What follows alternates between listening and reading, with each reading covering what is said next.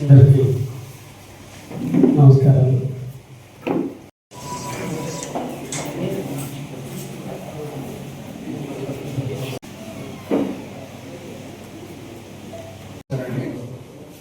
మార్గదర్శనం అంటే ఎమ్మెల్యేకి చెప్పినట్టు ఎవరైతే సమాజంలో ఉన్న స్థాయిలో ఉండి వాళ్ళు మళ్ళీ సమాజానికి 20 లక్షల కుటుంబాలు 100 కుటుంబాలుగా ప్రభుత్వం గుర్తించిందండి.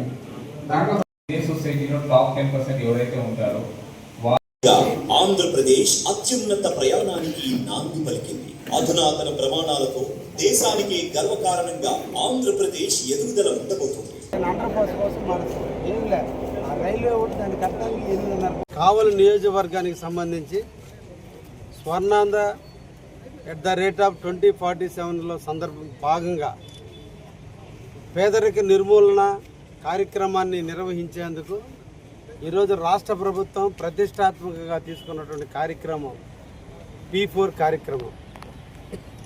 పబ్లిక్ ప్రైవేటు పీపుల్ పార్ట్నర్షిప్ కింద ఈ రోజున చేసేటువంటి కార్యక్రమంలో పేదరిక నిర్మూలన ప్రభుత్వాలు, ప్రైవేటు రంగ సంస్థలు, ప్రజలు ముగ్గురు భాగస్వామి అయితే తప్పకుండా ఎంతటి సమస్యనైనా పరిష్కరించవచ్చు, ఏ ఒక్క పేదవాడినైనా ధనవంతుడు చేయొచ్చని దానికే ఈరోజు ఈ P4 కార్యక్రమాన్ని నిర్వహించడం జరుగుతుంది ఈ రాష్ట్ర ప్రభుత్వం. అందులో భాగంగా కావలి నియోజకవర్గానికి సంబంధించి 9,000 కుటుంబాలు ఈ రోజున దారిద్ర్య దిగువ రేఖన ఉన్నటువంటి కుటుంబాలు. అంటే వాళ్ళకి ఎటువంటి గ్యాస్ కనెక్షన్లు లేవు, కట్టెల మీదే వండుకుంటున్నారు, నామినల్ కరెంటు ఛార్జీలే కడుతున్నారు, పూరు గుడిసెల్లో ఉంటున్నారు, రేకుల షెడ్యూల్లో ఉంటున్నారు. ఎటువంటి ఆర్థిక స్తోమత లేనటువంటి కుటుంబాలు. ఆర్థిక స్తోమతలు అంటే పొలాలు లేకపోవటం, కూలి పనుల మీద ఆధారపడటం, పిల్లలను కూడా చదివించుకోవడానికి ఆర్థిక ఇబ్బందులు ఎదుర్కొంటున్నటువంటి కుటుంబాలైనటువంటి వాటిని ఈరోజు బంగారు కుటుంబాలుగా గుర్తించి వాళ్ళ భవిష్యత్తును బంగారు బాటగా సోపానంగా ఇవ్వాలనే ఆలోచనతో ఈరోజు 9,000 కుటుంబాలని కావలి నియోజకవర్గంలో గుర్తించడం జరిగింది.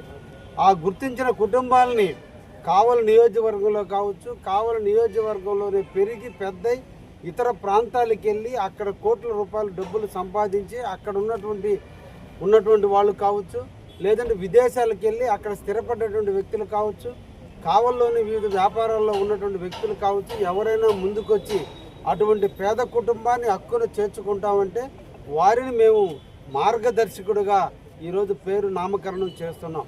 అటువంటి మార్గదర్శకుడి యొక్క చేతిలో ఆ కుటుంబం తప్పకుండా ఒక ఉన్నత స్థాయికి ఎదుగుతుంది, పేదరిక నిర్మూలన అంతమవుతుంది, వాళ్ళు కూడా ధనవంతులుగా మారుతారనే దానికి ఈ రోజున బంగారు కుటుంబాలని ఆదుకునేందుకు మార్గదర్శకులను ఏర్పరిచేందుకు ఈరోజు మీటింగ్ను కూడా కండక్ట్ చేశాం.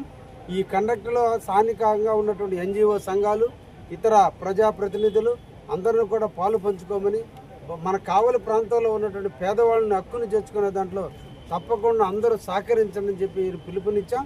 ముఖ్యంగా ఇప్పటికీ కావలిలో 1,350 మంది ఈరోజు పేద కుటుంబాలను దత్తత తీసుకోవడానికి ముందుకు వచ్చి అగ్రిమెంట్లు చేస్తున్నారు. ఈ సందర్భంగా కావలి నియోజకవర్గంలో ఉన్నటువంటి మిగతా ప్రజానికాన్ని కూడా కోరుకుంటున్నా, ఒకటే, మన బిడ్డల్ని మనం పెంచడం గొప్ప కాదు, పక్కవాడిని చేయూతనిచ్చి పెంచడం చాలా గొప్ప. మాధవ సేవ కంటే మానవ సేవ గొప్పది. కాబట్టి మనందరం కూడా ఒక్కొక్కరు ఒక్క కుటుంబాన్ని దక్కను చేర్చుకుంటే, అంటే అందరిలో ఉన్నట్టు అపోహలు కూడా ఈ సందర్భంగా తెలియజేయాలి. అందరికీ ఏదో కుటుంబాలను దత్తత తీసుకొని దానికి డిక్లరేషన్ ఇస్తే దానివల్ల ఏదైనా భవిష్యత్తులో ప్రభుత్వాలు ఏమైనా ఇబ్బంది పెడతాయేనో, లేదంటే ఇన్కమ్ ట్యాక్స్లు పడతాయేనో, లేదంటే ఏదైనా మాకు బ్యాంక్ అకౌంట్లో ఆటో డెబిట్లు పెడతారనే అపోహలు ఉన్నాయి. దయించి ప్రజలు అర్థం చేసుకోండి, ఇది మన ఇంటి పక్కవాడి పెళ్లి చేసుకుంటుంటే మనం 10,000 రూపాయల సహాయం చేసినట్టుగానే ఇది కూడా ఆ కుటుంబాన్ని చేసినంత కాలం చేయొచ్చు, నచ్చకపోతే మధ్యలో ఆగిపోవచ్చు.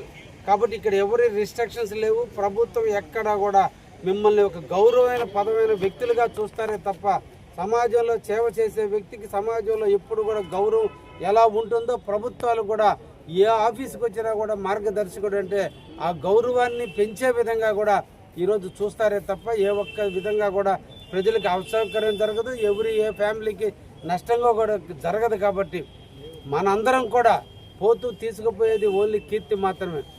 దేవుడి గుడి కంటే మానవ సేవ గొప్పది. అటువంటి వాడికి చేస్తే దేవుడు కూడా హర్షిస్తాడు. తప్పకుండా పేదవాడిని హక్కును చేర్చుకొని మానవత ఉన్న